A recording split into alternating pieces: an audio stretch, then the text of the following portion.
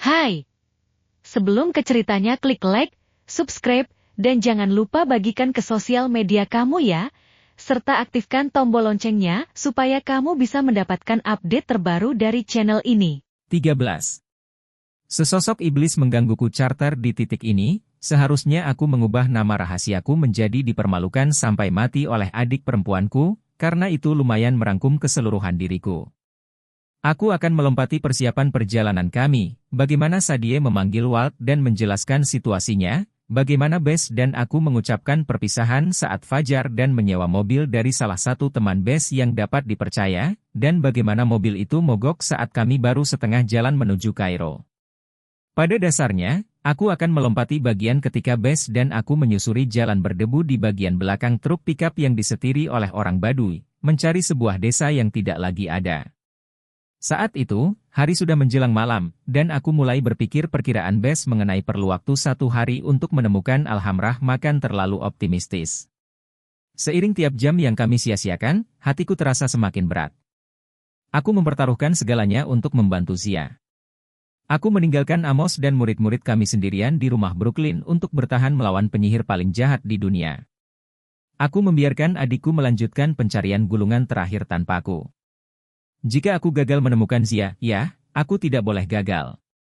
Melakukan perjalanan bersama pengembara profesional memiliki beberapa keuntungan. Salah satunya, orang Baduy mengetahui setiap desa, peternakan, dan persimpangan jalan berdebu di Mesir. Dengan senang hati, mereka berhenti dan bertanya kepada penduduk setempat mengenai desa yang kami cari. Keuntungan lainnya, orang-orang Baduy sangat menghormati Bess. Mereka memperlakukannya seperti jimat keberuntungan berjalan. Ketika kami berhenti untuk makan siang, yang menghabiskan waktu 2 jam, orang-orang Baduy itu memberikan bagian kambing terbaik kepada kami. Sepanjang pengetahuanku, bagian terbaik dari kambing tidak jauh berbeda dengan bagian terburuk dari kambing, tetapi kurasa itu adalah suatu kehormatan besar. Kerugian bepergian dengan orang Baduy? Mereka tidak terburu-buru. Kami menghabiskan waktu sehari penuh untuk menyusuri sepanjang lembah Sungai Nil ke arah selatan. Perjalanannya membosankan dan panas. Di bagian belakang truk, aku bahkan tak bisa bicara dengan Bess tanpa ada pasir yang menyerbu masuk ke mulutku, jadi aku punya terlalu banyak waktu untuk berpikir. Sadie menjelaskan obsesiku dengan cukup baik. Begitu dia memberikan nama desa Zia kepadaku, aku tak bisa memusatkan perhatian kepada apapun selain itu. Tentu saja aku tahu itu semacam tipu daya musuh. Apopis berusaha memecah belah kami dan menggagalkan pencarian kami. Namun, aku juga yakin dia mengatakan yang sebenarnya, karena hanya kebenaranlah yang akan membuatku sangat terguncang.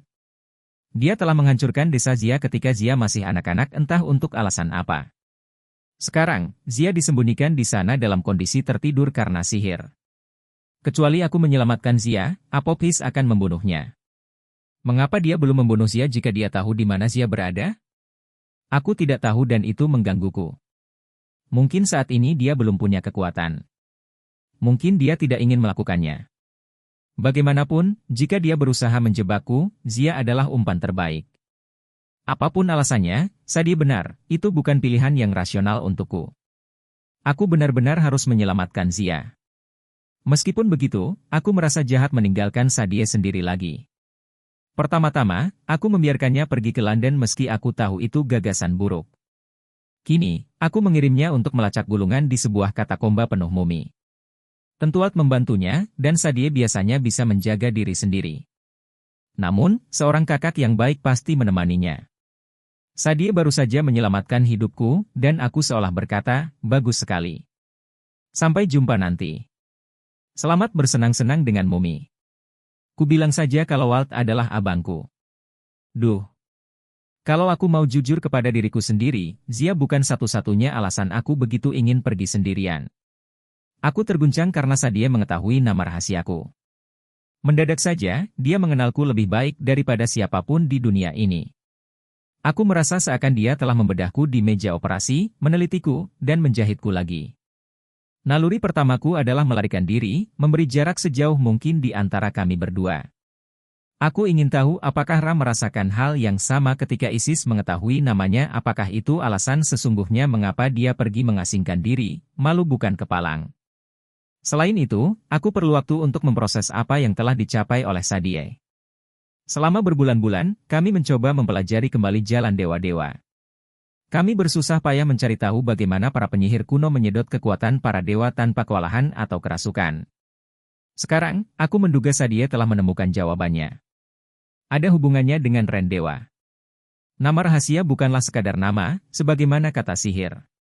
Nama rahasia adalah keseluruhan pengalaman sang dewa.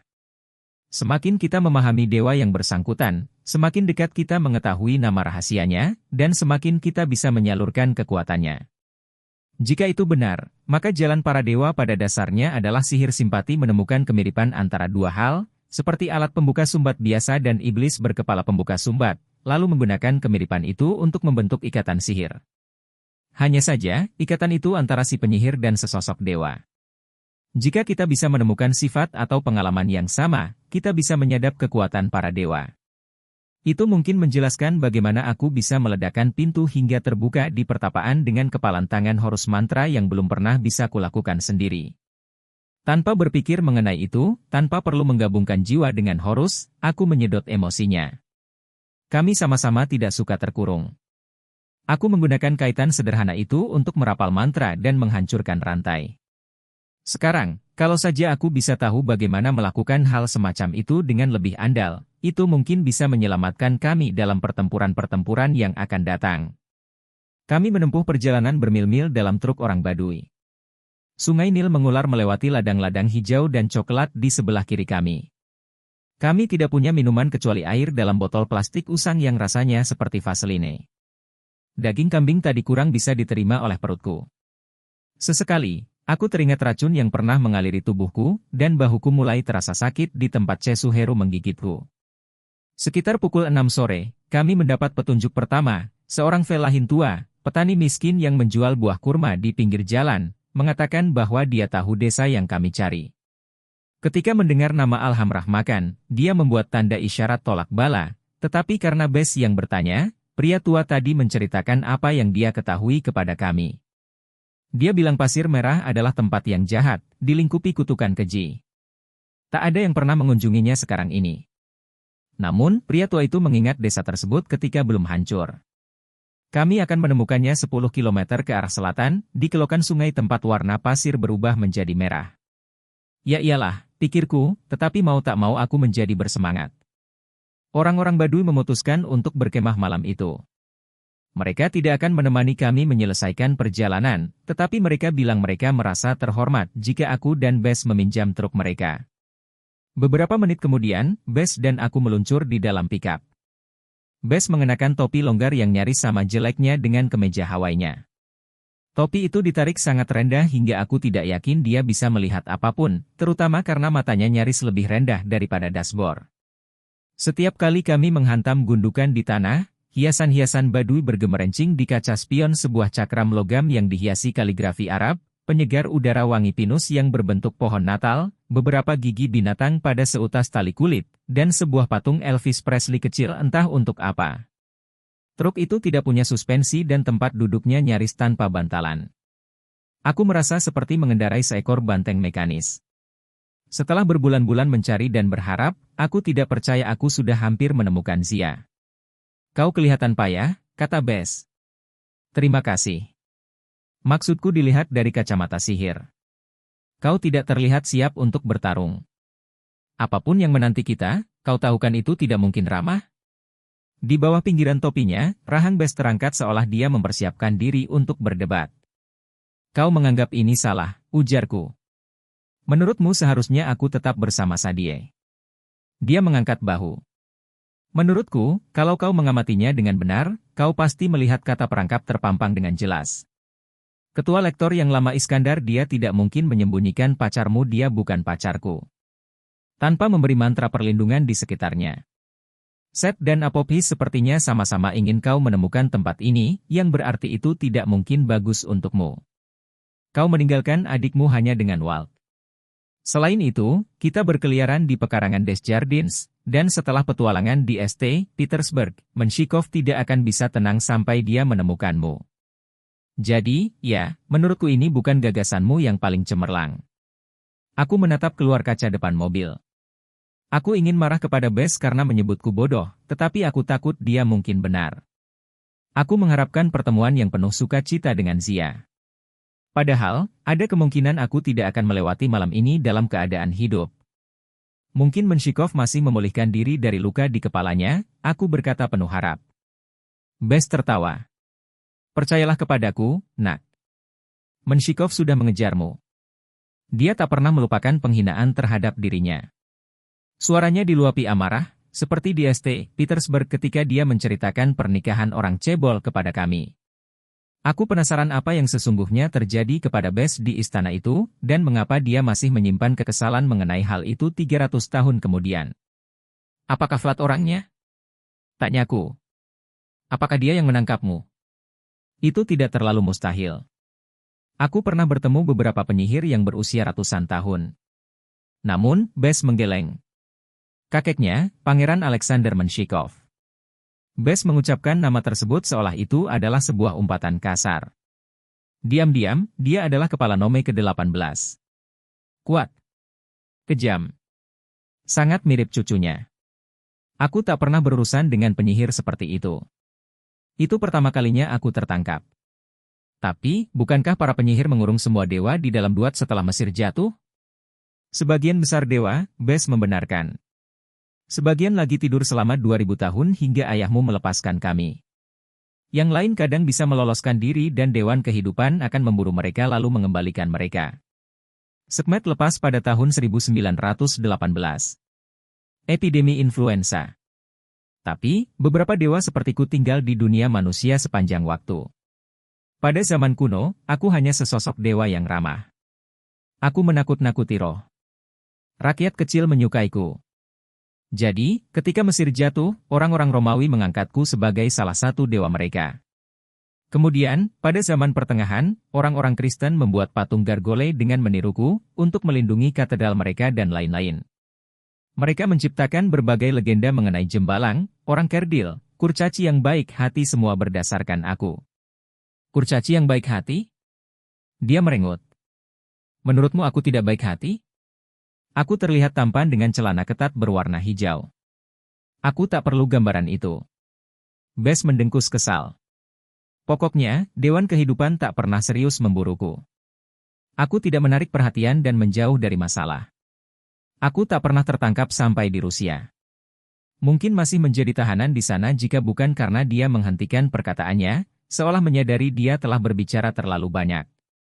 Dia membelok keluar dari jalan besar. Truk itu berderak-derak melewati bebatuan dan pasir padat, yang mengarah ke sungai. Ada yang membantumu meloloskan diri? Tebakku. Bas. Leher Dewa Cebol itu berubah menjadi merah terang.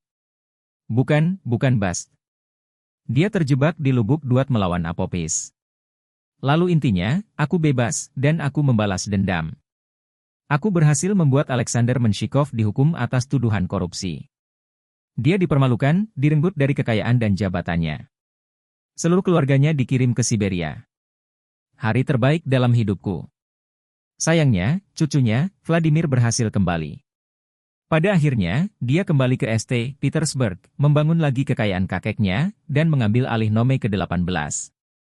Kalau Vlad punya kesempatan untuk menangkapku. Bes gelisah di tempat duduk pengemudi, seolah pegasnya menjadi kurang nyaman. Kurasa alasanku menceritakan ini kepadamu, kau bolehlah, nak. Caramu membela adikmu di jembatan Waterloo, siap menyerangku itu perlu nyali yang besar. Dan, mencoba mengendarai Cesuheru? Itu sangat berani. Bodoh, tapi berani. NG, terima kasih. Kau mengingatkanku kepada diriku sendiri, lanjut Bes, ketika aku masih muda. Sudah dari sananya kau keras kepala. Tapi, kalau sudah berkaitan dengan masalah cewek, kau tidak tahu apa-apa. Masalah cewek? Kupikir tak ada yang bisa mempermalukanku separah Sadie ketika dia mengetahui nama rahasiaku, tetapi Bes cukup berhasil. Ini bukan sekadar masalah cewek. Bes memandangiku seakan aku ini seekor anak anjing malang yang tersesat. Kau ingin menyelamatkan Zia. Aku paham itu. Kau ingin dia menyukaimu. Tapi, ketika kau menyelamatkan seseorang, hal itu menambah rumit segalanya. Jangan terlalu berharap tentang seseorang yang tak bisa kau miliki, terutama jika hal itu membutakanmu terhadap seseorang yang sangat penting. Jangan melakukan kesalahan yang pernah kulakukan.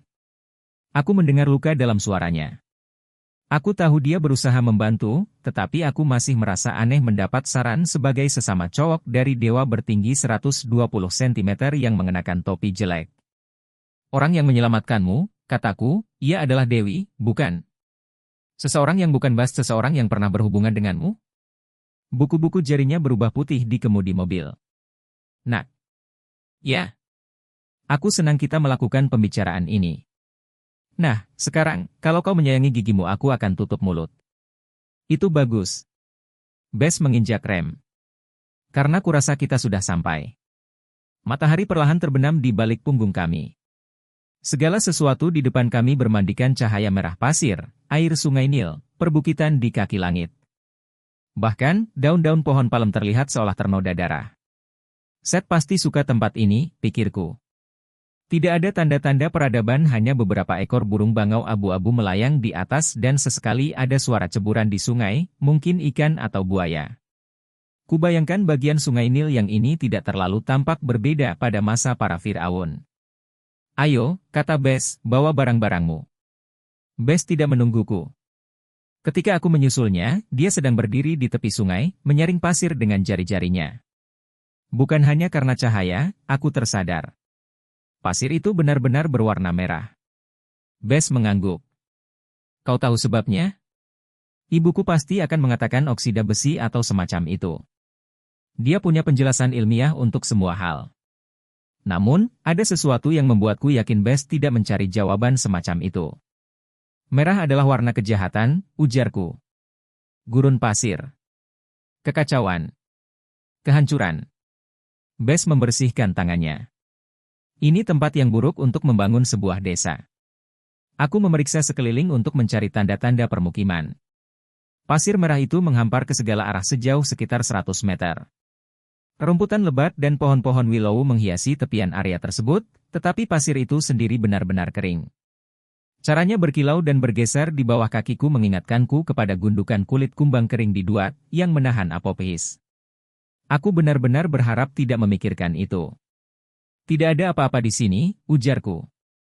Tidak ada puing-puing. Tidak ada apa-apa. Lihat lagi. Bes menunjuk ke arah sungai. Bulu-bulu tua yang sudah mati menyembul di sana-sini di sebuah area seukuran lapangan sepak bola. Kemudian, kusadari bahwa bulu-bulu itu bukanlah buluh, itu adalah tiang kayu dan papan yang membusuk, sisa-sisa tempat tinggal sederhana. Aku melangkah ke tepi air. Beberapa meter dari tepian, airnya tenang dan cukup dangkal sehingga aku bisa melihat sederetan batu bata yang terendam air, fondasi dinding yang perlahan-lahan larut menjadi endapan lumpur. Seluruh desa itu tenggelam? Desa itu ditelan air, kata Bes. Sungai Nil berusaha membersihkan kejahatan yang terjadi di sini. Aku menggigil. Luka gigitan taring di bahuku mulai berdenyut-denyut lagi. Kalau tempat ini begitu jahat, kenapa Iskandar menyembunyikan Zia di sini? Pertanyaan yang bagus, sahut Bes. Kalau kau ingin menemukan jawabannya, kau harus berjalan mengarungi sungai. Sebagian dari diriku ingin berlari kembali ke truk. Terakhir kali aku mengarungi sungai-sungai Rio Grande El Paso tidak berlangsung dengan baik. Kami melawan Dewa Buaya, Sobek, dan nyaris tidak berhasil pergi dalam keadaan hidup. Ini sungai Nil. Dewa-dewi dan monster-monster pasti jauh lebih kuat di sini. Kau akan ikut, bukan? Aku bertanya kepada Bes. Sudut matanya berkedut. Air mengalir tidak baik untuk dewa. Melonggarkan ikatan kami dengan Duat.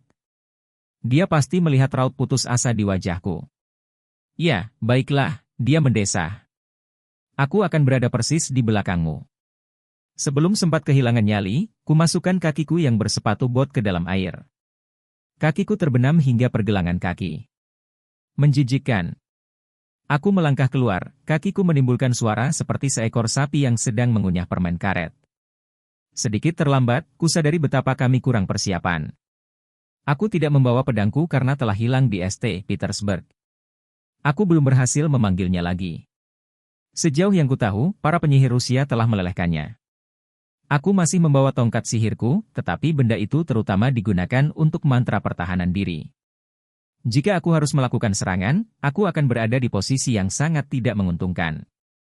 Kutarik sebatang tongkat lapuk dari dalam lumpur dan menggunakannya untuk menyodok-nyodok sekitarku. Bess dan aku dengan susah payah mengarungi tempat-tempat dangkal, berusaha menemukan sesuatu yang berguna. Kami tersandung beberapa batu bata, menemukan beberapa bagian dinding yang masih utuh, dan mengeluarkan beberapa serpihan tembikar.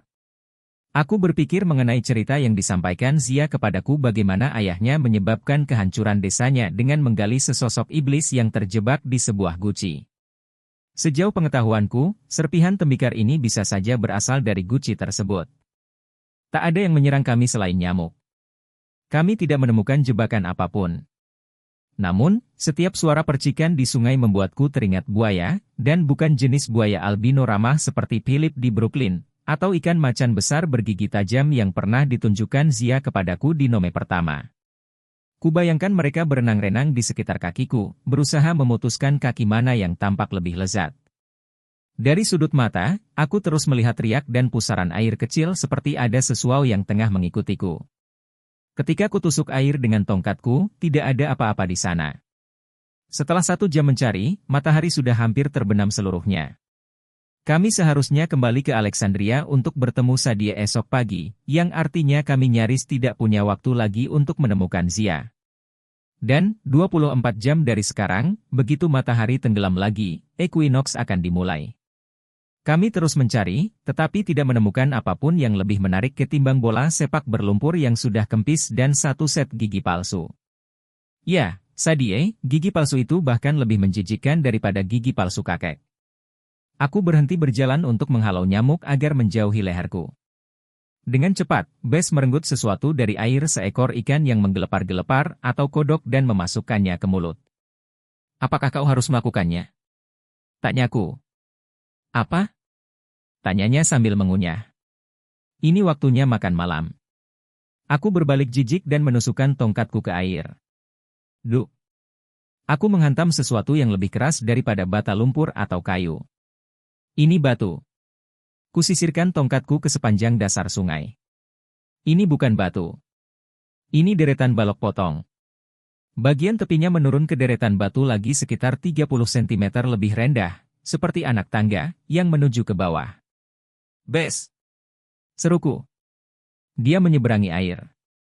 Air mencapai ketiaknya. Sosoknya berpendar-pendar dalam arus air seolah dia bisa menghilang kapan saja. Kutunjukkan kepadanya apa yang telah kutemukan. Hah! Dia memasukkan kepalanya ke bawah air. Ketika dia kembali ke permukaan, janggutnya dipenuhi kotoran dan rumput liar. Memang tangga. Mengingatkanku kepada pintu masuk makam. Makam, ujarku, di tengah-tengah desa. Di sebelah kiriku, terdengar suara kecipak lain. Bess mengerutkan kening. Apa kau melihat itu? Ya. Sejak kita masuk ke air.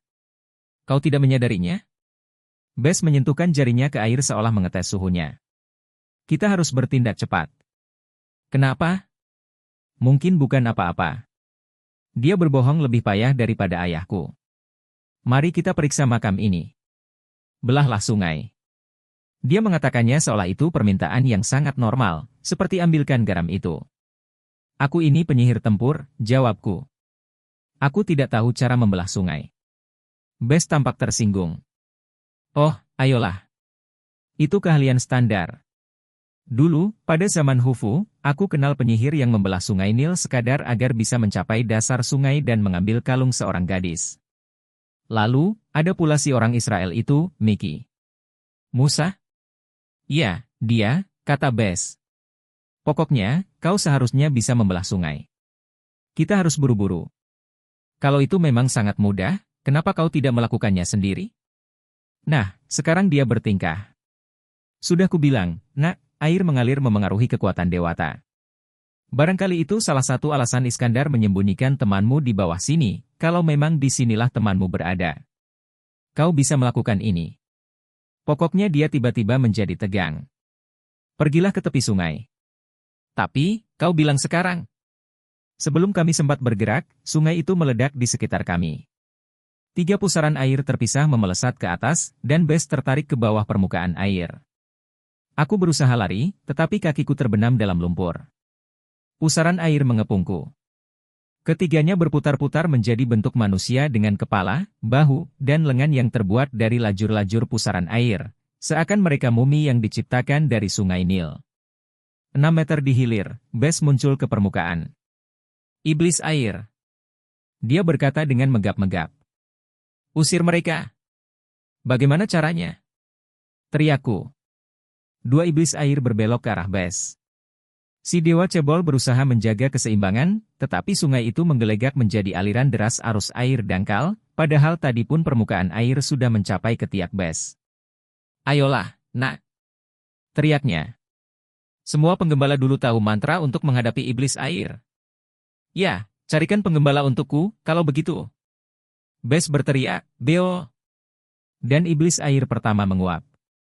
Dia berbalik ke arah iblis air kedua, tetapi sebelum sempat menakutinya, si iblis air menghantam mukanya. Bes tersedak dan sempoyongan, air menyembur keluar dari lubang hidungnya. Iblis air itu menabraknya, dan Bes kembali tenggelam ke bawah permukaan air. Bes! Aku berteriak. Iblis air ketiga menyerbu ke arahku. Kuangkat tongkat sihirku dan berhasil membuat sebuah perisai cahaya biru yang lemah. Iblis itu menghantam perisai, membuatku terjungkal ke belakang. Mulut dan mata iblis air itu berputar seperti pusaran air mini.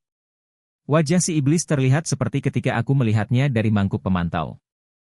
Aku bisa merasakan rasa lapar abadi di wajah makhluk itu, kebenciannya terhadap manusia.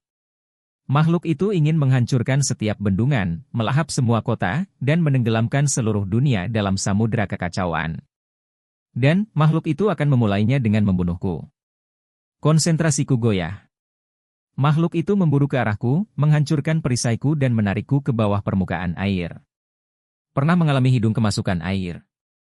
Bayangkan seluruh gelombang air memasuki hidung kita, gelombang pintar yang tahu persis cara menenggelamkan kita. Aku kehilangan tongkatku.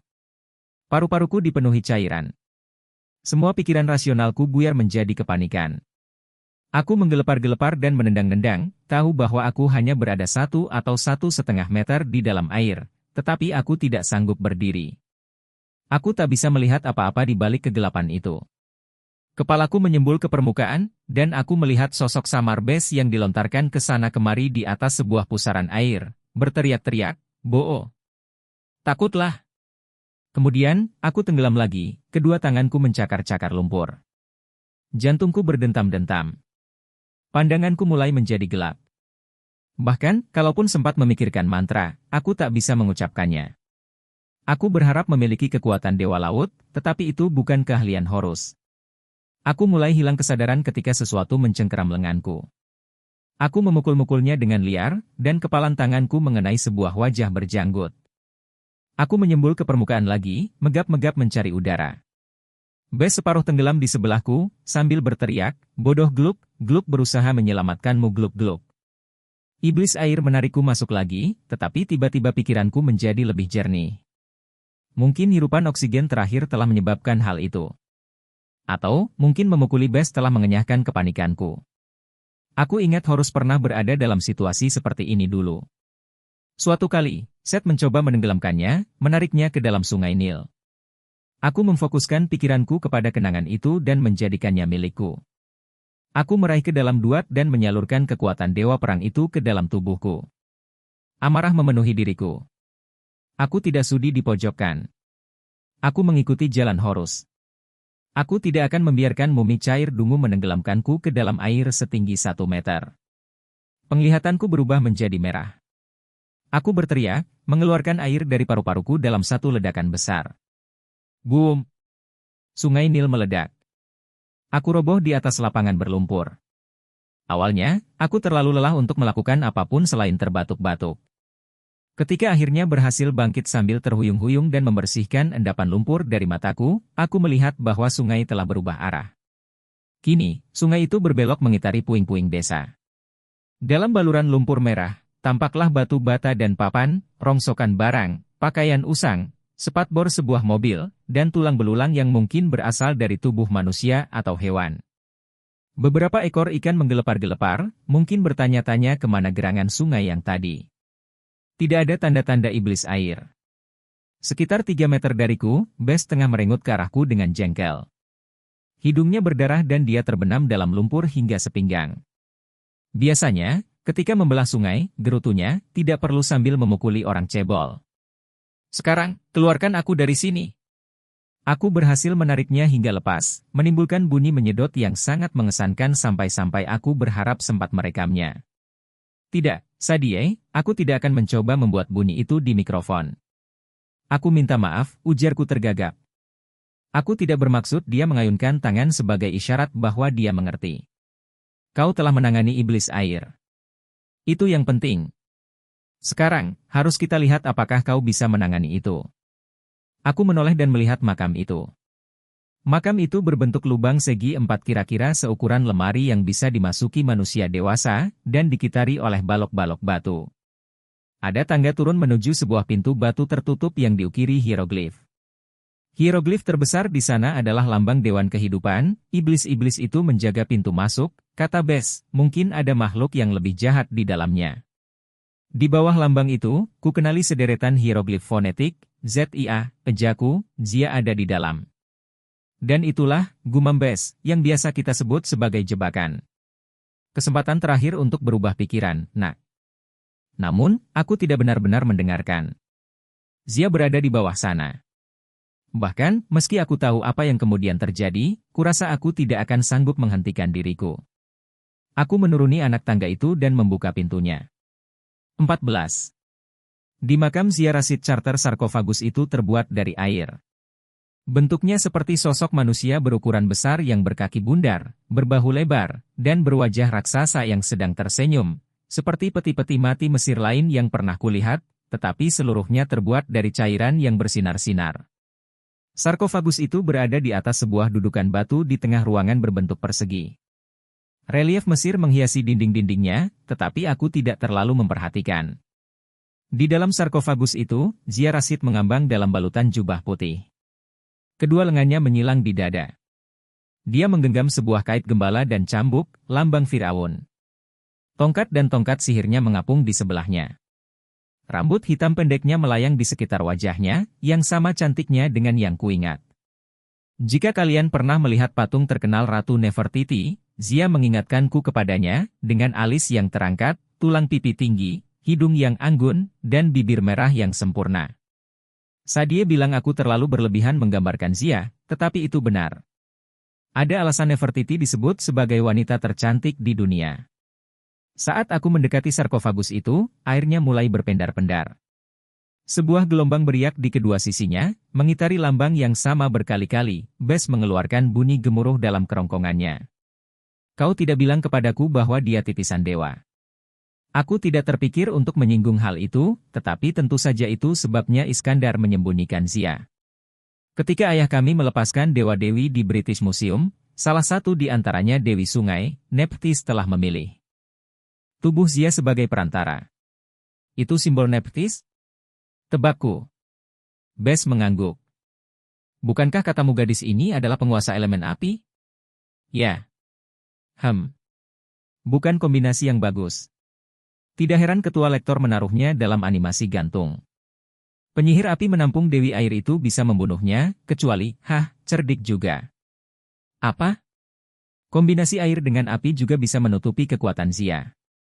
Kalau Iskandar berusaha menyembunyikan Zia dari Apophis. Kedua matanya melebar. Demi Bunda Nut. Apakah itu kait dan cambuk? Ya, kurasa begitu. Aku tidak yakin mengapa dia bertingkah begitu kaget. Bukankah banyak orang penting dikuburkan dengan kedua benda itu? Bess melontarkan tatapan tidak percaya ke arahku. Kau tidak mengerti, nak. Itu adalah kait dan cambuk yang asli, perlengkapan kerajaan milik Ra. Mendadak, aku merasa seperti baru saja menelan kelereng. Kurasa aku tidak mungkin lebih kaget lagi jika Bess mengatakan omong-omong, kau bersandar pada bom hidrogen. Kait dan cambuk Ra adalah simbol terkuat dari dewa Mesir terkuat. Namun, di tangan Zia, kedua benda itu tidak tampak istimewa. Kait itu terlihat seperti permen tongkat berwarna biru dan emas yang terlalu besar. Cambuknya berupa cemeti kayu dengan ujung berupa rantai bermata 3. Benda-benda itu tidak bersinar atau diberi tulisan milik Ra. Kenapa benda-benda itu ada di sini? Tanyaku. Entah, sahut Bess. Tapi, memang benar itu milik Ra. Terakhir ku dengar, benda-benda ini terkunci di brankas Nome pertama. Hanya ketua lektor yang bisa mengaksesnya. Kuduga, Iskandar menguburnya di sini bersama temanmu. Untuk melindungi Zia. Bes mengangkat bahu, jelas-jelas bingung. Itu seperti menghubungkan sistem keamanan rumahmu dengan misil nuklir. Daya penghancurnya terlalu berlebihan. Tidak heran Apopis tidak mampu menyerangnya.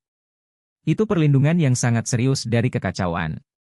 Apa yang terjadi kalau aku membangunkannya? Mantra yang melindunginya akan rusak. Mungkin itu sebabnya Apopis membawamu ke sini. Begitu Zia keluar dari sarkofagus, dia akan lebih mudah diincar. Sementara soal mengapa Apopis ingin dia mati, atau mengapa Iskandar bersusah payah sedemikian rupa untuk menjaganya aku sama tidak tahunya denganmu. Aku mengamati wajah Zia. Selama 3 bulan, aku bermimpi menemukannya. Sekarang, aku nyaris terlalu takut untuk membangunkannya. Dengan memecah mantra tidurnya, aku mungkin melukainya secara tidak sengaja, atau membuka perlindungannya terhadap serangan dari Apopis. Bahkan, bila aku berhasil, bagaimana jika dia bangun dan memutuskan bahwa dia membenciku? Aku ingin mempercayai bahwa dia memiliki kenangan yang sama dengan Syaktinya. Jadi, dia akan ingat masa-masa kebersamaan kami. Namun, jika tidak, aku tidak yakin aku bisa bertahan menghadapi penolakannya. Ku sentuh sarkofagus air itu. Hati-hati, nak, Bes memperingatkan. Energi sihir beriak melintasiku. Rasanya halus seperti menatap wajah iblis air tetapi aku bisa merasakan pikiran-pikiran Zia. Dia terperangkap dalam sebuah mimpi mengenai tenggelam. Dia berusaha mempertahankan kenangan indah terakhirnya, wajah ramah Iskandar saat dia meletakkan kait dan cambuk di tangan Zia, bawalah ini, anakku sayang. Kau akan membutuhkannya. Jangan takut. Mimpi-mimpi tidak akan mengganggumu. Namun, Iskandar salah. Mimpi-mimpi buruk menyusupi tidur Zia. Suara Apopis mendesis dalam kegelapan, aku telah menghancurkan keluargamu. Dan, aku akan memburumu. Zia menyaksikan penghancuran desanya berulang kali, sementara Apopis tertawa, dan roh Nephthys bergerak-gerak tidak nyaman di dalam dirinya. Sihir Iskandar juga telah memerangkap sang dewi dalam sihir tidur, dan Nephthys berusaha melindungi Zia, meminta Sungai Nil Unuk menutupi ruangan ini dan melindungi mereka berdua dari sang ular. Meskipun demikian, Nephthys tidak mampu menghentikan mimpi-mimpi itu. Zia mengalami mimpi buruk yang sama selama 3 bulan, dan kewarasannya mulai terganggu. Aku harus membebaskannya, ujarku. Dia setengah sadar. Bes mengisap udara melalui giginya. Itu seharusnya tidak mungkin, tapi kalau benar dia berada dalam masalah besar. Kumasukkan tanganku semakin jauh ke dalam sarkofagus. Kusalurkan jenis sihir yang sama dengan yang kugunakan untuk membelah sungai, hanya saja dengan skala yang lebih kecil. Perlahan, air itu kehilangan bentuk, mencair seperti es batu. Sebelum Zia sempat terjatuh dari dudukan, kutangkap dia dengan kedua lenganku. Dia menjatuhkan kait dan cambuk tadi. Tongkat dan tongkat sihirnya jatuh berdentang ke lantai. Saat bagian terakhir sarkofagus menetes jatuh, mata Zia membuka. Dia berusaha bernapas, tetapi sepertinya tak bisa menghirup udara. Bes, ada apa dengannya? Tanyaku, apa yang harus kulakukan? Sang Dewi, jawab Bes. Tubuh Zia menolak roh Nephthys. Bawa dia ke sungai. Wajah Zia mulai membiru. Ku gendong dia dan aku bergegas menaiki tangga licin tadi, tugas yang tidak mudah sementara Zia menendang-nendang dan memukuliku sepanjang jalan. Aku berhasil menyeberangi lumpur tanpa terjatuh dan menurunkan Zia di tepi sungai. Zia memegangi lehernya, kedua matanya membelalak ketakutan, tetapi begitu tubuhnya menyentuh Sungai Nil, selapis aura biru berkelap-kelip di sekitarnya. Warna wajah Zia kembali normal. Air menyembur dari mulutnya seakan dia telah berubah menjadi air mancur manusia. Ketika mengingatnya lagi, kurasa itu lumayan menjijikkan, tetapi pada saat itu aku terlalu lega sehingga tak peduli. Dari permukaan sungai, melayanglah sesosok wanita air dalam balutan gaun biru. Sebagian besar dewa Mesir menjadi lemah di dalam air mengalir, tetapi Nephthys jelas-jelas merupakan pengecualian. Dia berbinar-binar memancarkan kekuatan. Dia mengenakan mahkota Mesir berwarna perak pada rambut hitamnya yang panjang. Wajahnya yang agung mengingatkanku kepada Isis, tetapi wanita ini memiliki senyum yang lebih lembut dan mata yang lebih ramah. Halo, Bes. Suaranya lembut dan berdesir, laksana semilir angin yang melewati rerumputan sungai. Nephthys, sapa si cebol, lama tidak berjumpa. Dewi air itu menunduk menatap Zia, yang sedang menggigil dalam pelukanku, masih megap-megap berusaha bernapas. Aku minta maaf karena telah menggunakannya sebagai tubuh perantara, kata Nephthys. Itu pilihan yang buruk, yang nyaris menghancurkan kami berdua. Jaga dia baik-baik, Charter Kane. Dia memiliki hati yang baik, dan takdir yang penting. Takdir apa? Aku bertanya. Bagaimana aku harus menjaganya? Bukannya menjawab, roh Nephthys malah melebur ke dalam sungai Nil. Bes menggerutu setuju, sungai Nilah tempatnya yang semestinya. Itu tubuh yang tepat untuknya. Zia terbatuk-batuk dan menekuk tubuh. Dia masih belum bisa bernapas.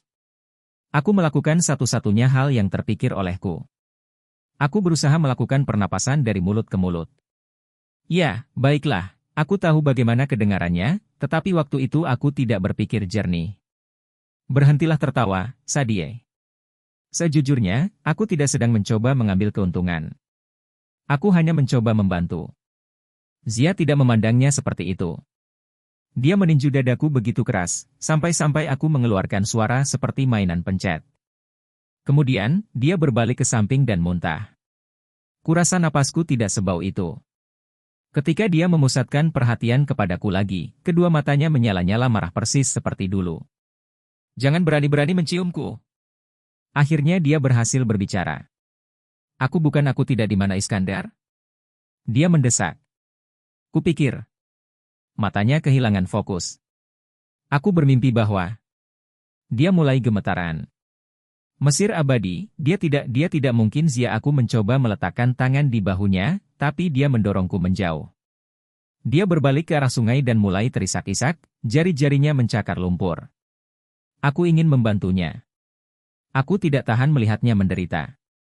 Tetapi aku menatap Bes, dan dia mengetuk hidungnya yang berdarah, seolah memperingatkanku, pelan-pelan saja, kalau tidak dia akan membuat hidungmu menjadi seperti ini. Zia, banyak yang harus kita bicarakan, ujarku, berusaha tidak terdengar patah hati. Ayo menjauh dari sungai. Dia duduk di anak tangga menuju makamnya sendiri dan memeluk lengannya. Pakaian dan rambutnya mulai kering, tetapi meskipun malam itu hangat dan angin kering bertiup dari padang pasir, dia masih gemetaran. Sesuai permintaanku, Bes mengambilkan tongkat dan tongkat sihir Zia dari makam, bersama kait dan cambuk, tetapi Bes tidak tampak senang soal itu. Dia memeganginya seolah benda-benda tersebut mengandung racun. Aku berusaha menjelaskan berbagai hal kepada Zia, mengenai Shapti, kematian Iskandar, Desjardins menjadi ketua lektor, dan apa yang telah terjadi selama 3 bulan terakhir sejak pertempuran dengan Set, tetapi aku tidak yakin seberapa banyak yang dia dengar. Dia terus menggeleng-geleng, menekankan kedua tangan ke telinga. Iskandar tidak mungkin mati. Suaranya bergetar. Dia tidak mungkin melakukan ini terhadapku. Dia berusaha melindungimu, jelasku. Dia tidak tahu kau mengalami mimpi buruk. Selama ini, aku telah mencari-carimu kenapa? Dia bertanya. Apa yang kau inginkan dariku? Aku ingat kau saat di London, tapi setelah itu aku bertemu Shapti Mu di New York. Dia kau membawa Sadie dan aku ke Nome pertama.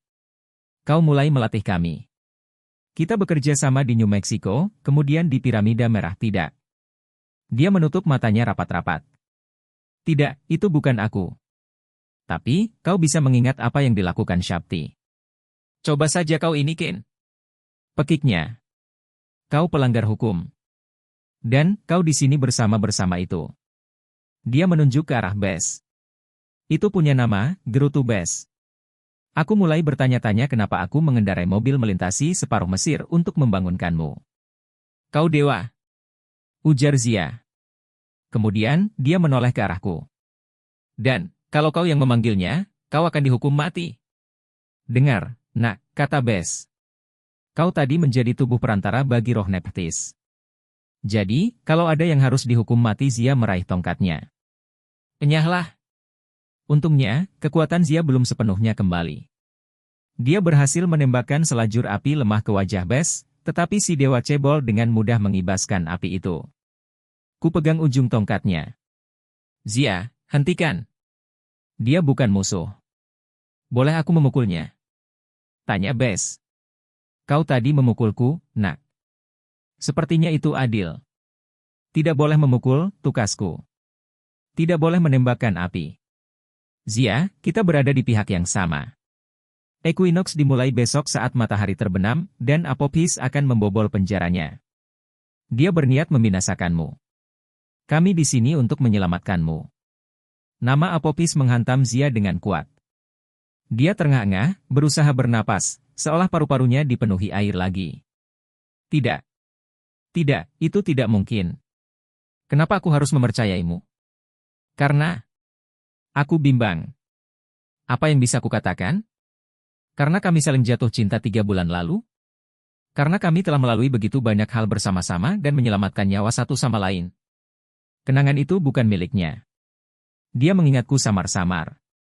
Namun, momen-momen ketika kami bersama laksana film yang pernah dia tonton, dengan seorang aktris memainkan perannya, melakukan hal-hal yang tidak akan pernah dilakukannya. Kau tidak mengenalku, ujarnya sengit. Sekarang, pergilah, sebelum aku terpaksa bertarung denganmu. Aku bisa kembali sendirian ke Nome pertama. Mungkin dia benar, nak, kata Bess. Kita harus pergi. Kita sudah mengeluarkan cukup banyak sihir di sini yang pasti menyalakan berbagai macam alarm. Ku kepalkan kedua tanganku. Ketakutan terbesarku telah menjadi kenyataan. Zia tidak menyukaiku. Semua yang kami bagi bersama telah hancur bersama replika keramiknya. Namun, seperti yang pernah kukatakan, aku menjadi keras kepala ketika diberitahu aku tak bisa melakukan sesuatu. Aku tidak akan meninggalkanmu. Aku memberi isyarat ke arah puing-puing desanya. Zia, tempat ini dihancurkan oleh Apophis. Ini bukan kecelakaan. Ini bukan kesalahan ayahmu. Sang ular memang mengincar dirimu. Iskandar merawatmu karena dia punya firasat bahwa kau memiliki takdir yang penting. Dia menyembunyikanmu bersama Kait dan cambuk Fir'aun untuk alasan yang sama, bukan hanya karena kau menjadi tubuh perantara seorang dewi, tetapi karena waktu itu Iskandar sedang sekarat dan dia khawatir dia tidak akan bisa melindungimu lagi. Aku tidak tahu apa tepatnya takdirmu, tapi hentikan. Zia menyalakan lagi ujung tongkatnya. Benda itu menyala lebih terang kali ini. Kau mengacaukan pikiranku. Kau sama saja seperti mimpi-mimpi buruk itu. Kau tahu itu tidak benar. Barangkali, semestinya aku tutup mulut, tetapi aku tidak percaya Zia benar-benar akan membakarku. Sebelum meninggal, Iskandar menyadari cara lama harus dibangkitkan lagi. Itu sebabnya dia membiarkan Sadie dan aku hidup. Dewa dan penyihir harus bekerja sama. Kau Shakti Mu menyadari hal itu, ketika kita bertempur bersama di Piramida Merah. Nak, Bess berkata dengan nada lebih mendesak. Kita benar-benar harus pergi. Ikutlah bersama kami, aku mengajak Zia. Aku tahu kau selalu merasa sendirian. Kau tak pernah punya siapa-siapa kecuali Iskandar. Aku paham itu. Tapi, aku temanmu. Kami bisa melindungimu. Aku tidak butuh dilindungi. Zia melompat bangkit. Aku adalah juru tulis di Dewan Kehidupan. Nyala api menyambar dari tongkatnya. Aku meraih tongkat sihirku, tetapi tentu saja benda itu sudah hilang di sungai. Secara naluriah, kedua tanganku menggenggam kedua lambang Fir'aun, Kait penggembala dan cambuk perang. Kuangkat keduanya dalam bentuk X bertahan, dan tongkat Zia langsung hancur berkeping-keping. Api pun padam. Zia terhuyung mundur, asap meliuk-liuk dari tangannya. Dia menatapku dengan raut benar-benar terguncang. Kau berani menggunakan simbol Ra? Aku mungkin terlihat sama kagetnya. Aku tidak bermaksud melakukannya. Aku hanya ingin bicara. Kau pasti lapar. Kami punya makanan dan air di truk pickup charter. Bess menjadi tegang. Ada masalah. Dia terlambat berbalik. Cahaya putih yang menyilaukan meledak di sekitarnya. Ketika cahaya itu memudar dari mataku, Bess membeku di dalam kerangkeng yang terbuat dari palang-palang yang bercahaya seperti lampu neon. Berdiri di sebelahnya, dua orang yang paling tidak ingin kutemui, Michel Desjardins dan Flatsi bengek. Desjardins bahkan tampak lebih tua dibandingkan sosok yang kulihat dalam penglihatanku. Rambutnya yang memutih dan janggutnya yang bercabang dua tampak kusut dan panjang. Jubahnya yang berwarna krem menggantung longgar di tubuhnya. Mantel kulit macan tutul ketua lektor terjuntai di bahu kirinya. Flat Menshikov, di lain pihak, terlihat cukup istirahat dan siap melakukan permainan siksa keluarga Qin. Dia mengenakan setelan linen putih bersih dan membawa tongkat ular baru. Kalung ular perak berkilat-kilat di atas dasinya. Pada rambut keriting abu-abunya, terpasang sebuah topi putih, barangkali untuk menutupi luka di kepalanya yang diakibatkan oleh Seth. Dia tersenyum seolah senang bertemu denganku, yang bisa tampak meyakinkan hanya saja dia tidak memakai kacamata hitamnya lagi. Dari balik jaringan luka yang rusak dan bilur-bilur merah, kedua mata mengerikan itu berkilat-kilat penuh kebencian. Seperti yang sudah saya sampaikan kepada Anda, Ketua Lektor, kata Menshikov dengan suara parau, langkah Qin berikutnya adalah mencari gadis malang ini dan berusaha memengaruhinya. Desjardins, dengar, ujarku. Menshikov adalah pengkhianat. Dia memanggil Seth. Dia berusaha membebaskan Apophis, Anda lihat? Pekik Menshikov. Seperti yang kuperkirakan, bocah ini berusaha menimpakan tindakan sihir ilegalnya kepadaku. Apa? Kataku. Tidak. Orang Rusia itu berbalik untuk mengamati Bes, yang masih membeku dalam kerangkengnya yang bersinar-sinar. Charter Qin, kau mengaku tidak bersalah, tapi kami menemukanmu di sini berkawan dengan dewa. Siapa yang ada di sini bersamamu? Bes si cebol. Untungnya, kakekku telah mengajariku mantra pengikat yang sangat bagus untuk makhluk ini. Kakek juga mengajariku banyak mantra penyiksaan yang sangat efektif untuk menangani dewa cebol. Dari dulu, aku ingin mencobanya. Desjardins mengerutkan hidungnya dengan jijik, tetapi aku tak tahu apakah itu karena aku atau karena Menshikov. Charter Qin, ujar si ketua lektor, aku tahu kau ingin duduk di singgasana Firaun. Aku tahu kau berkomplot dengan Horus. Tapi, sekarang aku memergokimu sedang memegang kait dan cambuk Ra, yang baru-baru ini diketahui telah hilang dari tempat penyimpanan kami. Bahkan untukmu, ini adalah tindakan agresif yang tidak tahu malu. Aku menatap kedua senjata di tanganku. Tidak seperti itu. Aku baru saja menemukannya. Aku berhenti. Aku tak bisa mengatakan kepadanya bahwa simbol-simbol itu dikuburkan bersama Zia. Bahkan, kalaupun Desjardins mempercayainya, itu bisa menjerumuskan Zia ke dalam masalah. Desjardins mengangguk seolah aku baru saja mengaku. Yang mengejutkanku, dia tampak agak sedih mengenai itu. Seperti yang kukira. Amos meyakinkanku bahwa kau adalah pelayan Maet yang patut dihargai. Ternyata, kudapati bahwa kau ini titisan dewa sekaligus pencuri. Zia. Aku menoleh ke arah Zia. Kau harus mendengarkan. Kau berada dalam bahaya. Menshikov bekerja untuk Apophis. Dia akan membunuhmu. Menshikov berpura-pura tersinggung dengan sangat meyakinkan. Kenapa aku ingin menyakitinya? Bisa kurasakan dia sudah terbebas dari Nephthys sekarang. Bukan salahnya Dewi itu merasuki tubuhnya. Dia mengulurkan tangan ke arah Zia. Aku senang melihatmu selamat, nak. Kau tidak bersalah atas keputusan ganjil Iskandar pada hari-hari terakhirnya menyembunyikanmu di sini, melunakkan sikap terhadap para penjahat Qin ini. Menjauhlah dari si pengkhianat. Pulanglah bersama kami. Zia ragu-ragu. Aku mengalami mimpi-mimpi yang aneh.